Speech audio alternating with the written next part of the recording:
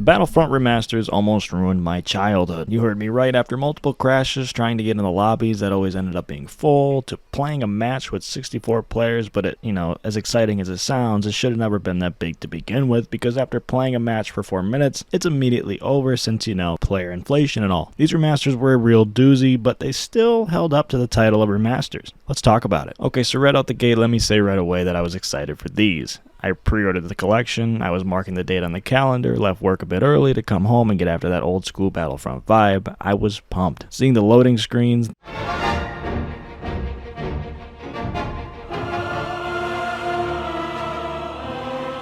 the main menu, that score, ooh, I was ready. And I can't forget about this noise right here.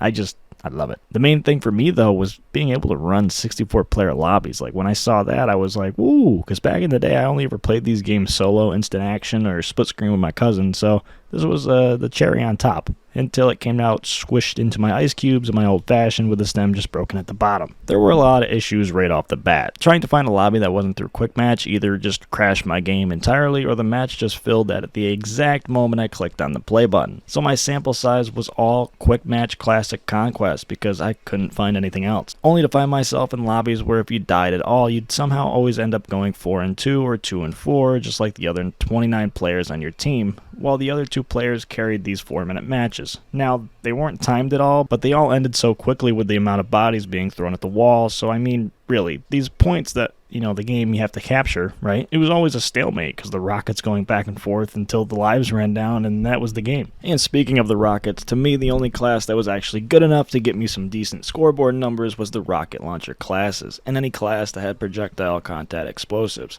I never was able to get the upper hand against other players with the standard rifle trooper classes, or I just felt like it was never giving me enough damage with the constant zigzagging, screen always moving back and forth, sensitivity, we'll talk about that a little bit later, but if the class got a shotgun spread on it, I could get some numbers, but God forbid, if you can stick a shot with the sniper classes, I bow to you, sir, because fuck that. Especially with the constant spikes of lag, they were never really game breaking, so spikes is a bad word for it, but there were plenty of times when people were just zipping in and out of frames. I mean, some of the lobbies I was seeing were outrageous with the ping. Now, I'm sure these servers in terms of ping and spikes will be quickly turned around, but as for the whole game crashing about 3 to 4 times on me, I don't really know how you get past that. I did end up being able to play through the hero mode once. Well, play's a bad word for it, because I never really got to leave the character select menu. I'd pick, there would be a countdown, then it would stop at 1. Or if I tried to repick a character to maybe see if I could bypass this whole issue, it just dropped down to 1 to restart. So yeah, either it was play through the game on single player or play 4-minute chaos matches online through Conquest.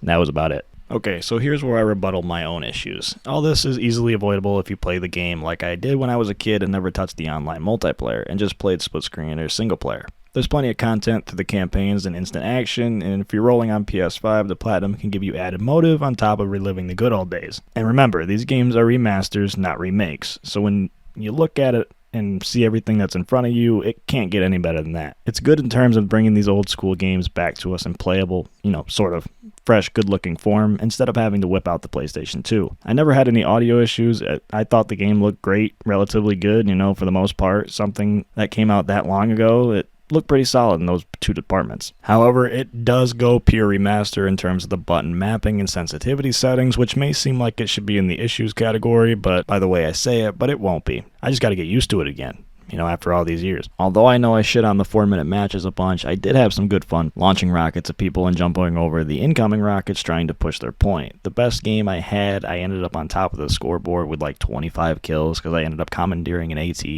on the Echo map back towards the enemy spawn and just creamed everyone in sight. Since their only spawn left was their home base, I kinda just spawn camped everybody. Oops, sorry if that was you at any point of this match. If you're coming back to relive that nostalgia, you're going to get every fix you need. Even with the issues that plagued online, I didn't have any issues when it came to the single player campaigns, so that's a plus in this department. Now, I'm sure that there might be some issues out there seeing that this didn't launch so great in terms of everything else, but I'm going to keep this positive, because it's only going to be over, a little over $30 to buy this thing, and I'm sure if you didn't buy it right away, the deals that'll be coming out for this game, and if you can pick it up for a good discount price, it's going to be completely worth it later on, even if the multiplayer falls completely flat. Which, if they can get some issues worked out, I don't think you'll ever not find a match, because there's always going to be a fan base for these classics. Overall, it scratched that nostalgia itch, so we avoided that childhood ruined bullet, but if they don't get the issues worked out quickly, I feel like the online might come to a complete stop in the next coming months. So that is their main thing right now, is to get that perfectly spotless. If that reaches completion, then you'll have a fantastic collection to grab up for a little over $30, and it's 100% worth it if you played these back in the day or you're just a Star Wars fan in general. Thank you everybody for watching. I know this was a quick one, but there's not a whole lot to go in depth on here with, so we know the drill completely with these games. It's pretty easy. So the only concerns for review were just how did it end up coming out of the remaster oven, and I wanted to get my reaction to the release out there, and because I'm in work mode right now. This collection needs to go back in the oven to fix the crashes in the online mode, but that's all I have for you. If you enjoyed it, want more game review related content, I've got a few videos and a couple games in the oven for you guys as well. Subscribe if you want to keep tabs on those videos, and be sure to like and comment your favorite Battlefront down below.